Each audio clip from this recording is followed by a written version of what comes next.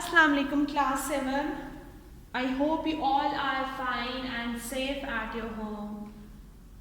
This is your history lesson and we are starting off our day with the date and the day. What is the date today? Yes, today is 3rd of December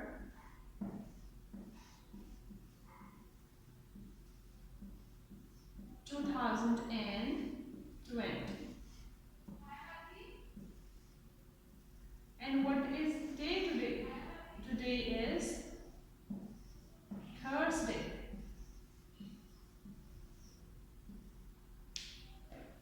And we are going to start a new chapter and it is going to be interesting. I am very excited to learn a new chapter and a new thing about the history. This chapter is about the Mongols.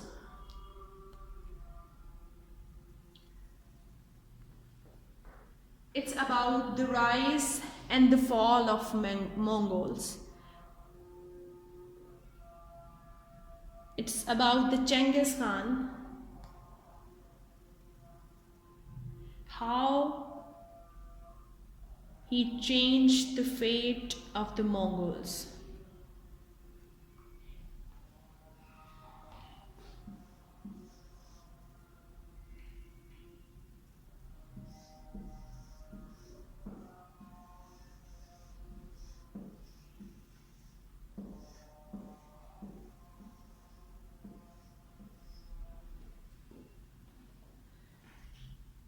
How they were living their life before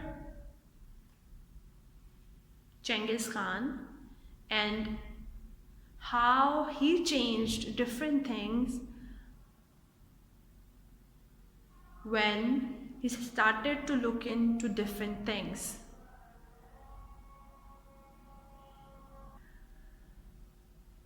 So we were discussing about the Genghis Khan. The Genghis Khan was born in 1162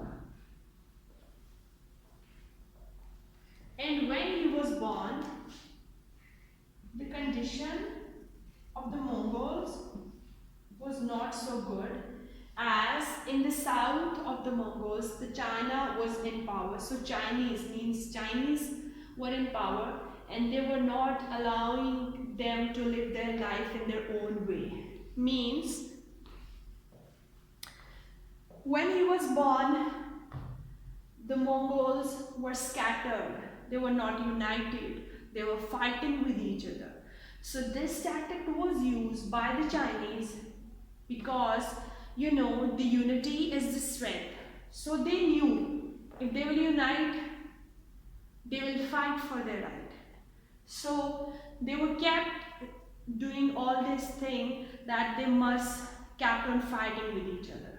So that's why when he was born in 1162, the things were scattered. When he was raising up, he had seen many things.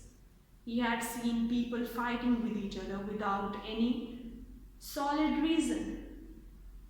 So he found it out, the reason. Where is the problem? So he found out that the Chinese don't want them to be united.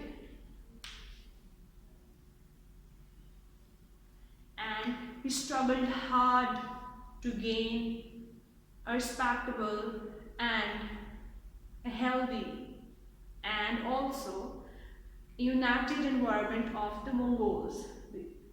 So that's why he has a big name in the history.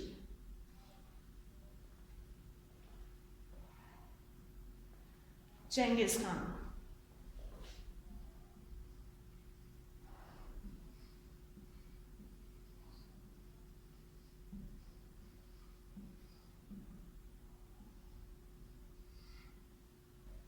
He used to conquer the areas with his army and he used to give two options to the people living at that place.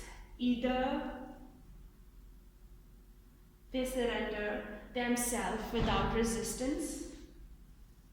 And when they surrender themselves without resistance, so they'll be able to get their valuable thing. But if they resist, they are not given with the valuable thing. In both cases, they have to leave that place. After Genghis Khan,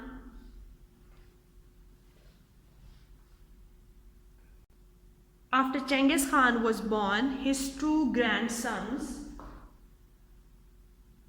continued his legacy. One of them expanded the Mongol authority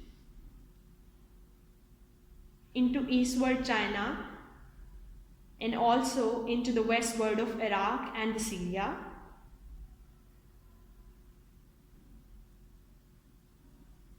And the other also helped the people to survive in the civil war. So, after Genghis Khan, two of his grandsons continued the thing he was doing.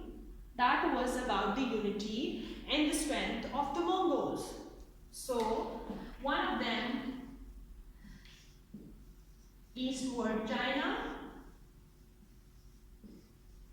continued his legacy towards this and also towards Iraq and Syria.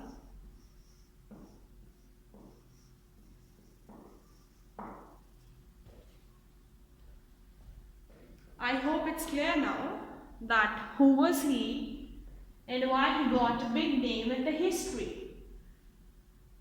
Why we always mention the Genghis Khan when we talk about the Mongols.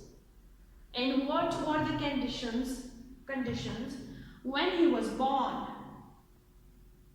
When he was born, the Chinese were ruling the Mongols and they were fighting with each other. Why they were doing this? You know that when you are united, it's difficult to break them. And when you are divided, it's easy to take their purposeful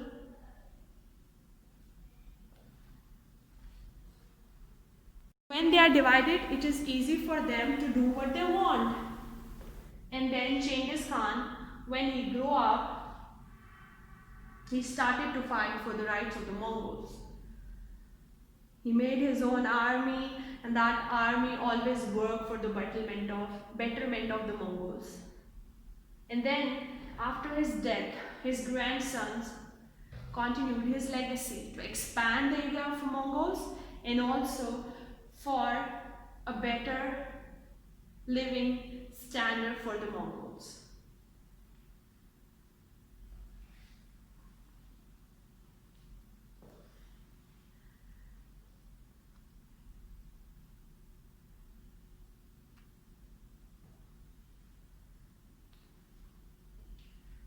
Now, if anybody asks you who was Genghis Khan, you will be able to answer him. After this, I am going to read a passage from a book for you, which will help you in understanding about the Mongols and the Genghis Khan in detail. Allah Hafiz class.